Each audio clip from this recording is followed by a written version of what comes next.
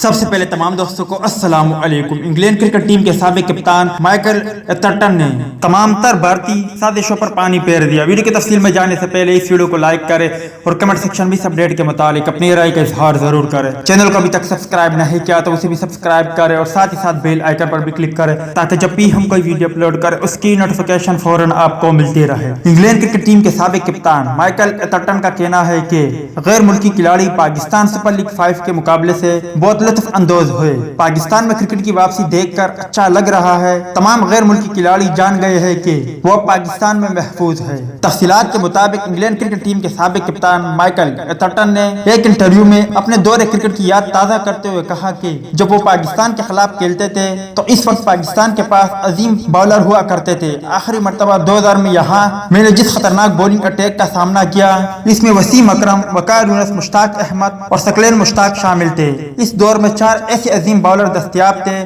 جو میچ جتوانے کی صلاحیت رکھتے تھے۔ بلا شبہ پاکستان نے عظیم بلے باز پیدا کیے۔ اگر حال کی بات کی جائے تو پاکستانی ٹیم کے پاس بولنگ کی مکمل ویرائٹی موجود ہے، خاص طور پر وہ وکٹ حاصل کرنے والے باؤلر، اس کے علاوہ تیز رفتار باؤلر اور بہترین اسپنر بھی دستیاب ہے۔ انگلینڈ کرکٹ ٹیم کے سابق کپتان نے بتایا ہے کہ 2015 میں وہ عمران خان پر بننے والی ایک ڈاکومنٹری کے سلسلے میں پاکستان آئے اور عمران خان سے ایک طویل نشست ہوئی۔ وزیر اعظم بننے کے حوالے سے ان کی امیدوں اور خواہشات پر بات ہوئی۔ عمران خان نے آخری الفاظ کہے تھے، ایک دن میں جیت جاؤں گا، اور وہ واقعی جیت گئے۔ انہوں نے قومی کرکٹر بابر اعظم کی تعریف کرتے ہوئے کہا کہ وہ بہت اچھے کھلاڑی اور باصلاحیت کھلاڑی ہے۔ سابق انگلش کپتان نے یہ بھی کہا کہ 2009 کے حملے کے بعد پاکستان میں 7 یا 8 سال بین الاقوامی کرکٹ نہیں ہوئی۔ ہر نقطۂ نظر سے پاکستانیوں کے لیے متحدہ عرب امارات میں کرکٹ کھیلنا آسان نہیں تھا۔ پاکستانی کھلاڑی مسلسل گھروں سے دور رہتے اور خالی میدانوں میں کرکٹ کھیلتے تھے، مگر اب ایسا نہیں ہوگا۔ اب دیگر تمام ٹیمیں اور تمام غیر ملکی کھلاڑی پاکستان کا رخ کرے گی۔ تو دوست یہ تھی مائیکل ایتھرٹن کے حوالے سے کچھ اپڈیٹ۔ امید کرتا ہوں آپ کو پسند آئی ہوگی۔ اس اپڈیٹ کے متعلق اپنی رائے کا اظہار